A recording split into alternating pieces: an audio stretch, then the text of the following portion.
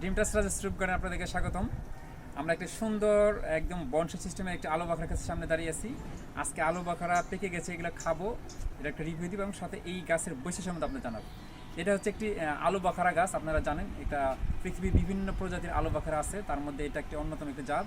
এটা একটি আমাদের 50 লিটার হাফ গ্রামে রোপণ করা এবং এইটি গাছটা হচ্ছে দেখেন, এটা হচ্ছে একদম ঝোপালো একদম গাছ।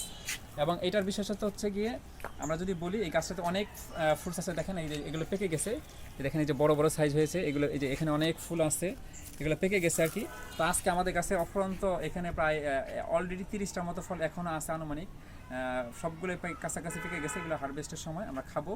তো আসলে আমরা জানি যে আলু বাখারা গাছটা আসলে কী টাইপের হয়, কী জাত হয়, সেগুলো আমরা একটু জানি।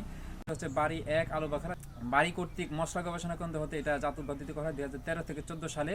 সেই জাতীয় অদ্যবধি বাংলাদেশে এখন ব্যাপকভাবে চাষাবাদ হচ্ছে, সকলের ছাদ বাগানে বাণিজ্যিকভাবে বা বাড়ির উঠানে চাষ হচ্ছে। এই গাছটাতে প্রচুর ফুল হয় এবং এই গাছটির মূল বিশেষত্ব হচ্ছে যে এই গাছটাতে কোনো রোগ বালাই নাই বললেই চলে, শুধু একটু পাতা পোড়া যেটা আমরা লিপি স্পট বলি সেটা হয়, সেটা ছত্রাকনাশক দিলেই মেকআপ হয়ে যায়। আর এমনিতে এরকম কোনো রোগ বালাই আমার পর্যন্ত এখন পর্যন্ত চোখে পায় নাই।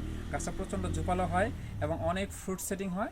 এটা হচ্ছে টক মিষ্টি স্বাদের একটি ফল, যেটার টিএসএস হচ্ছে সর্বোচ্চ 11 থেকে 12 বা 10 এর মধ্যে থাকে। আর এটা হচ্ছে দেখেন আমাদের কাছে কিন্তু এখন এই টাইপের ফল আছে, এটা কিন্তু এখনও পূর্ণাঙ্গ হারভেস্ট হয় নাই। আর এটা সুবিধা হচ্ছে এই গাছটা যখন গাছে ফল পাকবে তখনই কিন্তু গাছ থেকে হারভেস্ট করে এটাকে খেতে হবে। যদি আপনি কাঁচা অবস্থায় খান তাহলে কিন্তু হবে না। আর এই গাছটাতে ফুল আসে হচ্ছে গিয়ে ফেব্রুয়ারি মাসের দিকে এবং এটা পেকে যায় হচ্ছে মে অথবা জুন মাসে। যেহেতু আজকে আমাদের মে মাসের 19 তারিখ, সেই হিসেবে দেখা যাচ্ছে আমাদের কাছে কিন্তু এখন ফলগুলো পেকে গেছে। যদি আমরা দেখাই এই ফলটা আমাদের দেখেন, এটা কিন্তু এখন অনেক বড় সাইজের ফল। এই ফলের ওজন আসলে দেখা যাচ্ছে 8 থেকে 10 গ্রাম বা 7 গ্রাম থেকে 10 গ্রাম পর্যন্ত হয়ে থাকে। এটা কিন্তু এখন এটা টিভিতে দেখেন নরম হয়ে গেছে। যখন এরকম নরম হবে এবং এটা যখন একটু বেগুনি কালার হবে, দেখেন এইখানে যদি আমাদের দেখাই এই ফুলগুলো দেখেন, এই ফুলগুলো দেখেন, এটা কিন্তু আপনার এখানে উপরে কিন্তু একটু পাউডারের মতো আছে এবং এটা অটোমেটিক কিন্তু খয়েরি বা বেগুনি কালার হয়ে গেছে, নরম হয়েছে। এটা এখন হারভেস্ট করে খেতে হবে। আর যখন কাঁচা অবস্থায় থাকবে, যখন দেখেন এইটা কিন্তু কাঁচা অবস্থায় একটু হলুদ টাইপের থাকবে। আমরা যে হলুদ টাইপের ফল আমাদের এখানে আছে, আমরা দেখাই এই যে একটু হলুদ টাইপের ফল, হ্যাঁ, এটা কিন্তু খাওয়া যাবে না এখন, বা এইটাও কিন্তু এখনও খাওয়া যাবে, এটা কিন্তু লাল আছে। এগুলো যদি আমরা খাই বা কাঁচা বা হলুদ বা লাল একই ফলের অনেকগুলো বর্ণ ধারণ করে, যেমন এখানে একটা দেখেন এই যে লাল আছে, হ্যাঁ এই লাল বর্ণ আছে। এই প্রথমে সবুজ হবে, তারপর হলুদ হবে, তারপরে গাঢ় লাল হবে, তারপর গাঢ় খয়েরি হবে বা বেগুনি হবে। লাল বা হলুদ বা সবুজ অবস্থা খেলে এটা প্রচণ্ড টক এবং তিতো টকের একটা ভাইব আসে এবং তিতো তিতো লাগে। আর এখন খেলে এটা টক মিষ্টি ফ্লেভার লাগবে এবং এই ফলের মাংসের পরিমাণটা বেশি, বিচিগুলো খুব ছোটো। তো এটাকে আসলে কি খাদ্য হিসেবে আমরা খাই, এটা যেহেতু একটা মশলা জাতীয় ফল, এটা মশলা হিসেবে খেতে আমরা বিরিয়ানি বা পোলাওর মধ্যে আমরা খাই। সেটা শুকিয়ে আপনি এটা ওই বিরিয়ানি মশলা হিসেবে খেতে পারেন, অথবা জ্যাম জেলি বা কাঁচা অবস্থায় আপনারা খেতে পারেন, মানে পাকলে যে ব্যবস্থা আর কি।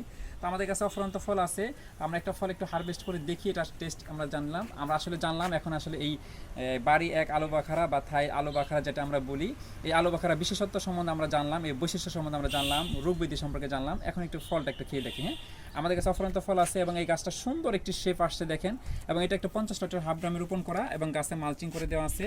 এবং এটা নর্মালি আমরা ফুল আসার পর থেকে প্রয়োজনীয় যে খাবার, সেগুলো আমরা খাবার সেটিংগুলো দিয়েছি, পরিচর্যা করে গেছি, পরিমিত আকারে পানি দিয়ে গেছি।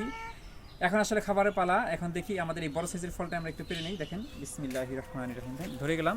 এবং এটার পিছনে একটা ভাঁজ আছে দেখবেন, হ্যাঁ এরকম একটা ভাঁজ আছে, এই পিছনটাতে একটা ভাঁজ আছে। আর এখানে দেখেন এই পাউডারের মতো, এগুলো আসলে এটা আল্লাহ তাআলার প্রকৃত পদার্থ, যেটা আসলে এটা ফলকে সেভ করার জন্য এরকম হয়ে থাকে। আমরা একটু খেয়ে দেখবো, এটা একটু খেয়ে নিই একটু।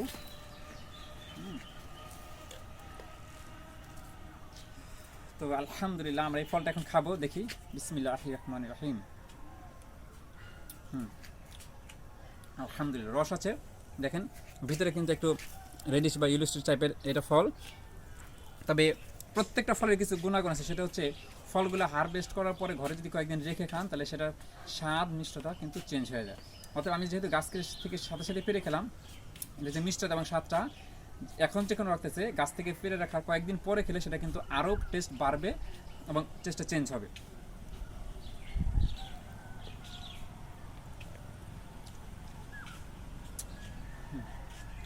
ছোটো,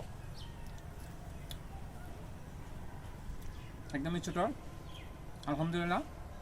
আর আমাদের বাংলাদেশের মানুষের সব কিছু না ফলে একটা মিষ্টতা চায়, সব ফল কিন্তু মিষ্টি না, কিন্তু এটা তুলনামূলক আমি তো বলছি টি সেটা কিন্তু 11 হয়ে থাকে।